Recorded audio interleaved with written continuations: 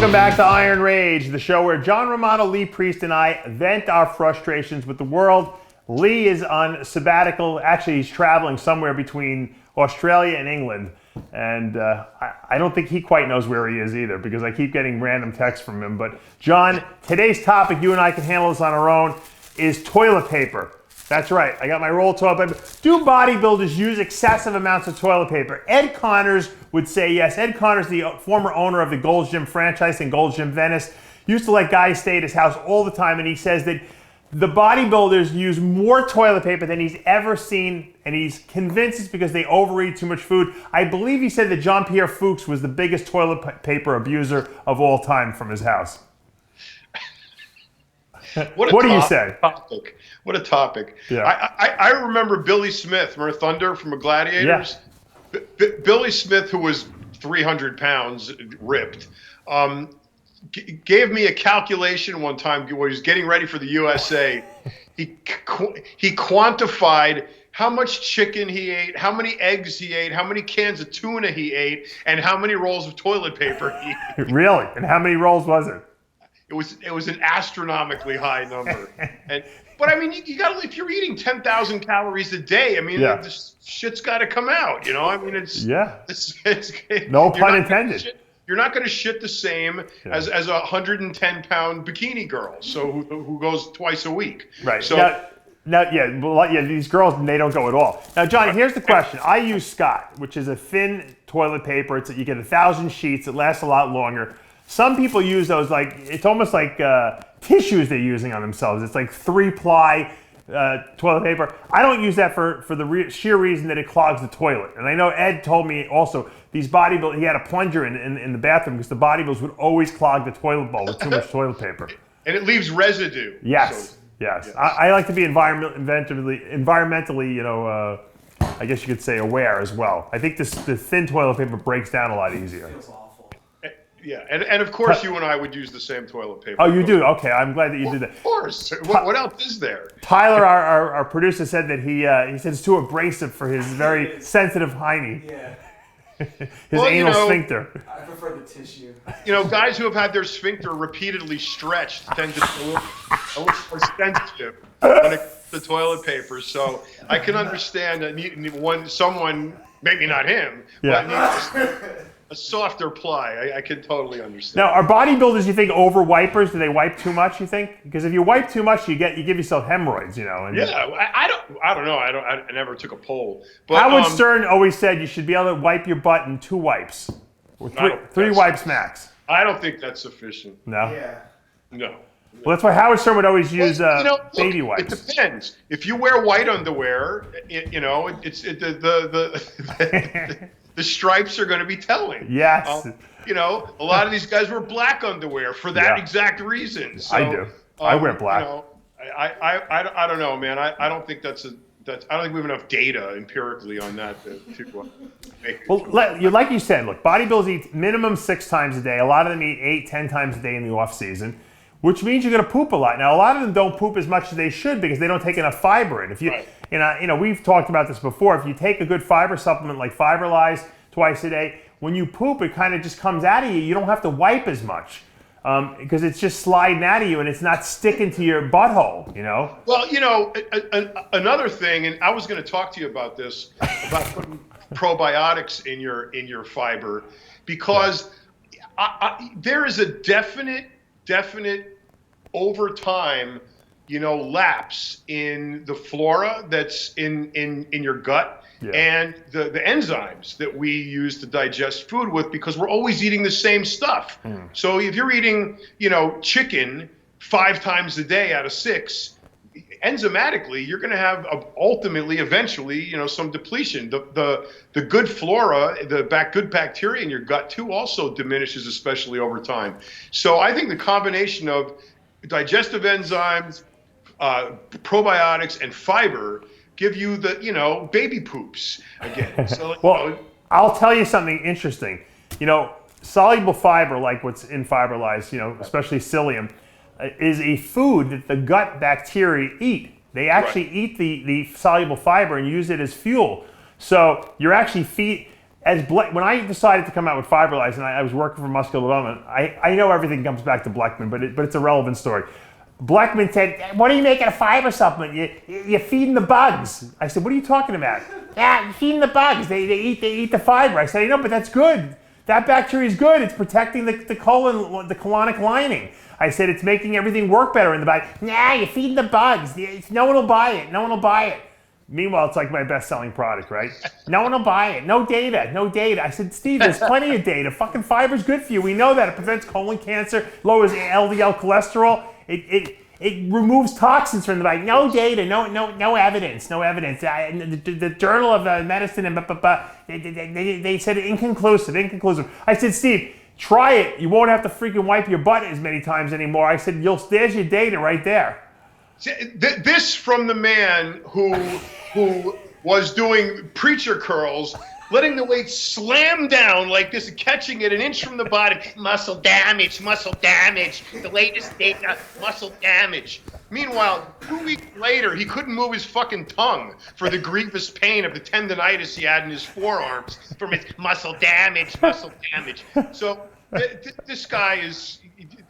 You did the right thing. You did opposite of what he said.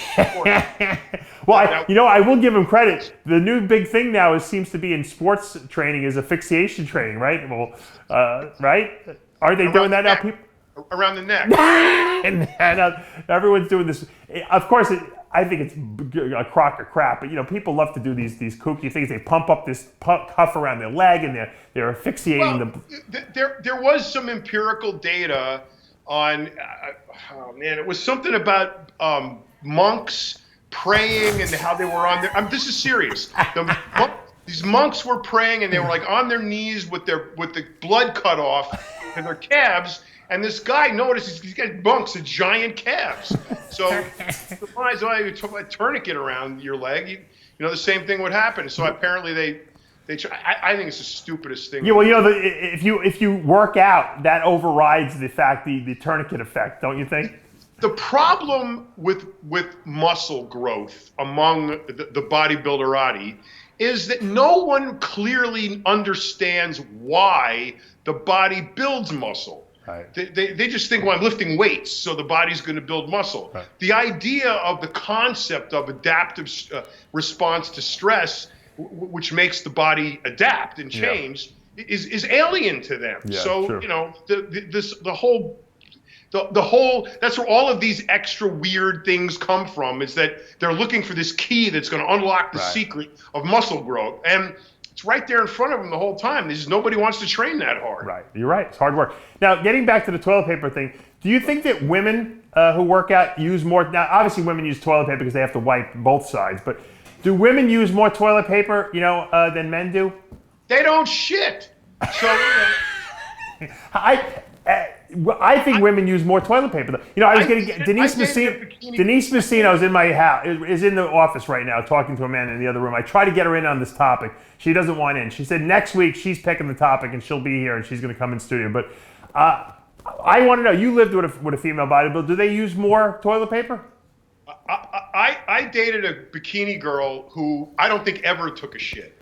I mean, I don't think I ever saw her in the bathroom. I mean, so the paucity of dumps they take is relevant to the amount of toilet paper they're going to use. Yeah. So it's I think if they were like regular, like Fiberlize users, relative to their size, because they're not eating as much, I think they're going to use at least more than the average girl, because they're doing both. And you got to remember too, people of our ilk drink a lot of water, way more than normal people. So you tend to be peeing more. For us, it's no big deal because we just got to wring it out. But for them, it's more toilet paper. So, but I think between regular bowel movements and adequate hydration, absolutely you're going to use more toilet paper than. I'm going to get Ed Connors. I'm going to get a top 10 list of the top 10 toilet paper abusers from his house. And if you had to venture a guess, the people who stayed with Ed pretty much. Who do you think? Give me like the top 3 toilet paper. I'll make a guess. You make a guess. Who do you think uses the most toilet paper of all the guys that stayed with Ed over the years? Jay. Jay probably used a lot of toilet paper, yeah. Yep. Well, we already know Fuchs did. Yeah. Your buddy who died. Matt Duval, right? I bet he used a lot of toilet paper. And the other one too from Canada. Who? I'm sorry. The 400-pound dude, your buddy. Kovacs. Yeah, but Kovacs. Yeah, you're right. He probably used a lot of toilet paper. He probably uses a case. Yeah, but he couldn't wipe his own butt. His wife had to do it.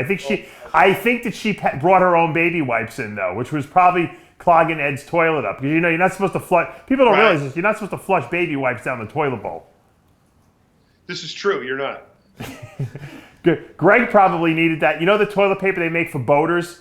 You know the biodegradable stuff? It's like you could almost see through it. It's so thin. Well, it's all biodegradable because it doesn't clog the pipes. But we had this problem in Mexico. They don't put the toilet paper in the toilet. I know, in South America too. It's disgusting. Yeah. And the reason they do it is because the drains were those old, clay pipes that had the little things sticking out inside. Made by the Aztec Indians. They stuck in there. Yeah, India, same way. China, I'm sure. No, I said the Aztec Indians made those pipes, right? Right, out of clay. Ceramic, yeah. Over their knee.